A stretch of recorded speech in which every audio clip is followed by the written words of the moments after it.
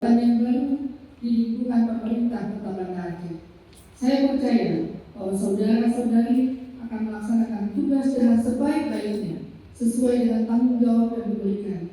Semoga Allah Subhanahu wa Ta'ala senantiasa memberikan petunjuk dan bimbingannya. Tugas jabatan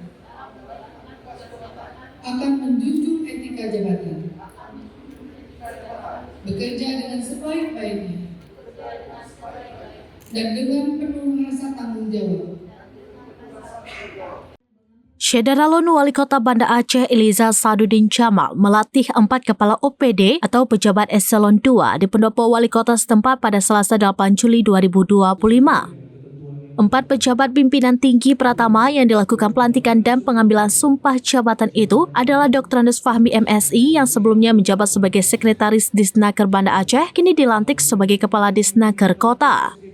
Lalu DRA Sukmawati, sebelumnya Camat Lungbata, dilantik sebagai Kadinsos Banda Aceh. Ariandi Adiwinata SST PMSI, sebelumnya menjabat sebagai Kepala Bidang Anggaran BPKK, dilantik oleh Wali Kota sebagai Kepala Badan Pengelolaan Keuangan Kota atau BPKK. Dan Muhammad Rizal, yang sebelumnya menjabat sebagai Sekretaris Satpol PP dan WH Banda Aceh, kini dilantik sebagai Kasatpol PP dan WH definitif. Eliza mengatakan pelantikan tersebut merupakan hal biasa. Pasalnya, keempat pejabat eselon 2 itu sudah mengikuti seleksi JPT lebih awal. Pihaknya juga sudah melakukan evaluasi apakah keempat kepala OPD tersebut pantas mendapatkan amanah jabatan tersebut. Dia juga meminta agar keempat kepala OPD yang dilantik menjalankan program-program yang tepat dan direncanakan dengan matang. Para kepala OPD itu harus menjadi leadership yang kuat di lingkungannya masing-masing. Selain itu, meski sudah dilantik, pihaknya akan melakukan evaluasi dalam jangka waktu 3 hingga 6 bulan ke depan.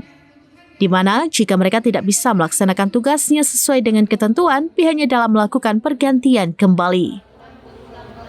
Dengan seluruh-seluruhnya, demi dharma bakti saya. Ya, pelantikan ini kan sebuah hal yang biasa ya, bukan hal yang luar biasa. Karena memang mereka sudah mengikuti JPT bukan waktu yang baru, tapi sudah lebih awal, dan hari ini baru kita melantik karena kita juga sudah mengevaluasi apakah mereka pantas untuk duduk di tempat posisi Kepala OPD. Ada 4, tadi ada Kepala OPD, ada di keuangan, kemudian sosial dan tenaga kerja, dan harapannya mereka betul-betul untuk bisa membuat rencana apa yang akan mereka harus lakukan, dan kemudian program-program yang memang menggunakan sistem elektronik. Kemudian juga reward dan punishment juga harus diterapkan secara disiplin kerja, harus bisa menjadi leader yang punya leadership yang kuat untuk bagaimana menjadi motivator agar dengan adanya kebersamaan kekompakan di OPD masing-masing, tentu insya Allah akan bisa meningkatkan kinerja. Dan target kita untuk bagaimana bisa menurunkan angka kemiskinan kota, kemudian juga untuk menjalankan Banda Aceh Academy sebagai pusat pelatihan kita ke depan, baik untuk ASN maupun untuk masyarakat kota.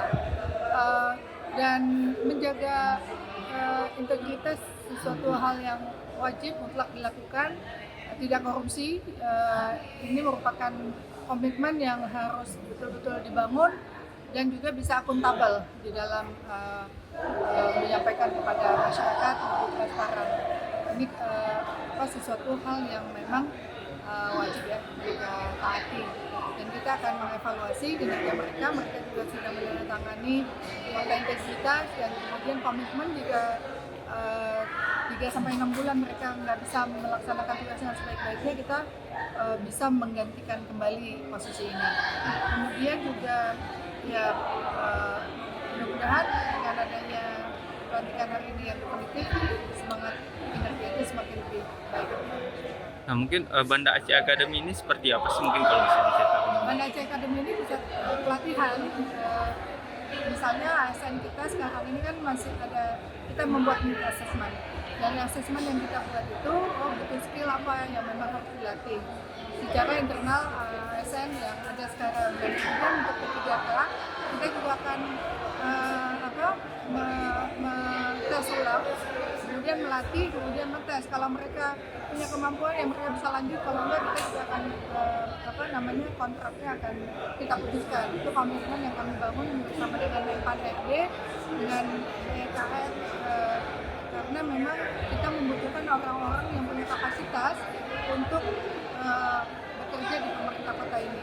Jadi semua punya konsekuensi yang harus kita jalankan, dan insya Allah komitmen ini mudah-mudahan dengan adanya Banda Aceh Academy ini, insya Allah banyak solusi yang bisa diberikan untuk pemerintah kota. Begitu juga sebagai pelatihan bagi UMKM untuk anak-anak pelaku usaha ekonomi kreatif yang kita kolaborasi baik dengan Mensia, dengan UIN, kemudian dengan kementerian dari Komdiji, kemudian juga dengan pariwisata, Kemenpar, kemudian dengan beberapa lembaga lainnya, dengan daerah kabupaten kota, dengan Jakit, DKI, kemudian dari Semudang. Jadi dengan BUMN yang ada di Aceh, banyak yang sudah kita coba lakukan komunikasi dan koordinasi, dan ada yang sudah penandatanganan MOU, udah ditindaklanjuti. Insya Allah mudah-mudahan kita lagi renovasi juga tempat kantor dari BAA ini sendiri, juga kerjasama dengan BLK. Jadi mudah-mudahan insya Allah satu hari nanti ini juga bisa menjadi BUMD bagi pemerintah Kota Banda Aceh.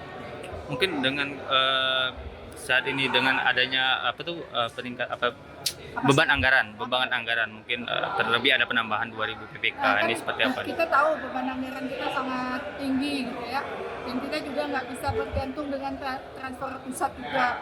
Maka tadi untuk Dinas Keuangan Kota, kita berharap untuk menggali seluruh potensi PAD di Kota Banda Aceh, terus baik itu secara regulasi semua harus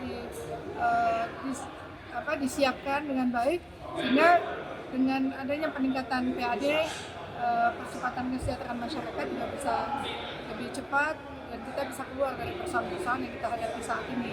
Ya alhamdulillah di awal 100 hari hutang kota kan bisa kita selesaikan, tapi kita punya potensi hutang ke depan yang memang disebabkan bukan karena program dan sebagainya, tapi memang karena amanah untuk mengangkat P3K ini. Jadi tanpa meningkatkan PAD kota, karena beban yang diberikan adalah bagaimana kita mengangkat P3K, tetapi kita tidak diberikan solusi anggaran dari pusat. Katakanlah DAU kita nggak bertambah, malah DAU kita sudah terpakai dan kita tidak cukup anggaran yang ada. Jadi di awal tahun depan kita sudah punya hutang 56 miliar untuk membayar gaji tambahan P3K ini. Jadi memang ini persoalan besar yang kami hadapi. Tapi insya Allah mudah-mudahan kita gali terus semua potensi, kita genjot pola cara kerja, koordinasi, kolaborasi.